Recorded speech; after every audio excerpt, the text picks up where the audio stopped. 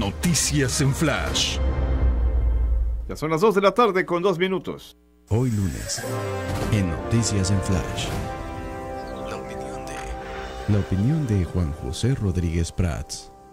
En esta ocasión platicamos con él y lo escuchamos con su comentario de cada lunes vía telefónica. ¿Cómo está, licenciado? Buenas tardes. Pues Hugo, muy buenas tardes. Mira, este tema ya lo he abordado en otras ocasiones contigo, pero no deja de preocuparme y de alarmarme la capacidad que tiene el hombre que está en el poder con las voces disidentes. Esto que sucedió en la inauguración del nuevo estadio de los Diablos Rojos, que vino el abucheo, me parece que es la consecuencia de esta confrontación, de este encono que no nos va a llevar a nada. Inclusive no puedo estar de acuerdo con la respuesta del mismo presidente de México al calificar a los que abucheaban como una porra fifi. Y después se está dando un debate que realmente me alarma entre, por ejemplo, Tatiana Cloutier, que yo la conozco, es una mujer a la que yo respeto, y Enrique Krause. Tal parece que el hecho de haber formado un cierto grupo y de convocar a atacar al que se siente que no es y no soy su partidario, pues se ve como un acto de traición o hasta ilegal. Todos los grupos políticos conforman sus cuartos de guerra. Todos ven la forma de atacar al enemigo y de atacar al adversario, no al enemigo, al adversario, en el afán de conquistar adhesiones y en conquistar votos. Entonces todo esto sí me alarma, sí me preocupa, porque Octavio Paz decía una frase: la democracia es saber discutir, y creo que no sabemos discutir.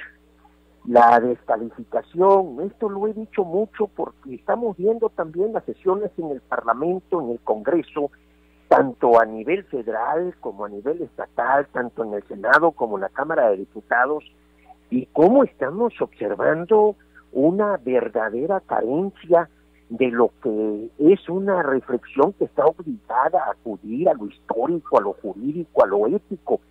Qué triste que hay etapas del Congreso mexicano, y podría yo decir, fíjate qué paradoja, que la primera legislatura, que fue 56-57 del siglo XIX, donde sale la Constitución del 57, que para mí es un documento jurídico de gran calidad, los debates entre Ignacio Vallarta, entre Francisco Zarco, Ignacio Ramírez, Guillermo Prieto, Melchor Ocampo, León Guzmán, Ezequiel Montes, José María Matas, eran debates profundos, razonados y sobre todo de gran respeto a la voz disidente, a la opinión que discrepa. Yo, sinceramente, y recuerdo con mucha satisfacción un libro de Carlos Castillo Peraza que así se llama, Disiento. Yo disfruto mucho de disentir. En verdad, debo confesarlo, siento algo placentero en no estar de acuerdo con algo, y sobre todo si ese algo viene de una gente con poder, y sustentar mi punto de vista en argumentos y razones. Pero cuando estamos viendo este encono, que yo creo que no va a beneficiar a nadie y que va a profundizar aún más la fragmentación, no por tener muchos partidos se logra una mejor democracia. Inclusive podría yo mencionar muchos casos en donde ya se rompió el bipartidismo, y tener muchos partidos y muchas voces lo único que hace es confundir más y es confrontarnos más. Al final de cuentas creo que las posiciones se ubican entre los que queremos cambio y los que se resisten al cambio. Yo creo, Hugo, y los medios aquí también deben involucrarse, de que hagamos un esfuerzo por respetarnos. Si no hay respeto, no hay tolerancia. Y si no hay tolerancia, es imposible llegar a acuerdos y a consensos. Viene la reforma educativa, viene también aspectos de la reforma en materia de energía. Está todavía por aprobarse en el Senado la revocación de mandato y varias figuras de la democracia directa. Si nosotros seguimos enfrascados en esta confrontación estéril, en esta descalificación mutua, en este insulto, en esta falta de cultura política para debatir, creo que seguiremos profundizando la crisis que vive México. Este sería mi comentario, Hugo. Licenciado Rodríguez Prats, le pido también una opinión sobre esto que hoy ha publicado el diario El País y que adelanta lo que va a suceder acá en Centla a propósito de la visita del presidente de la República. Él dice que pues le ha solicitado en una carta al rey de España pedir disculpas y reconocer los atropellos y abusos cometidos durante la conquista por aquella nación. Y lo que destaca el diario El País es que, según el presidente mexicano, es la única manera en la que se logrará la reconciliación plena entre ambas naciones. ¿Cómo ve usted esto? Mira, eso es abrir viejas heridas. Discrepo y diciendo, vi la nota en El País. Mira, este año va a haber varios eventos que se cumplen 500 años, porque viene el abrazo entre Hernán Cortés y Moctezuma, que eso va a ser el 8 de noviembre de este año.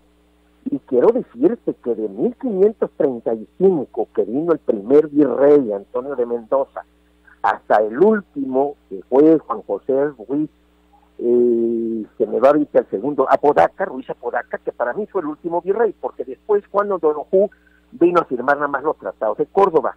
Hubo 61 virreyes en 286 años de colonia, un promedio de 4 años, 6 meses. Esos virreyes, hubo muchos que fueron buenos virreyes, no se dieron escándalos de crueldad, la Santa Inquisición no tuvo mucho desempeño, y hay muchos virreyes que fueron honestos.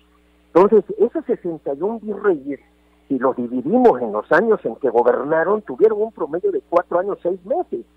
El licenciado Andrés Manuel López Obrador, de acuerdo a cuentas que hay discrepancias, es el presidente de la República número 79. Si consideramos que va a gobernar hasta el 2024, pues tenemos 200 años. En 1824, que tomó posesión Guadalupe Victoria a Andrés Manuel, y aquí está dando un promedio de 2 años, 6 meses.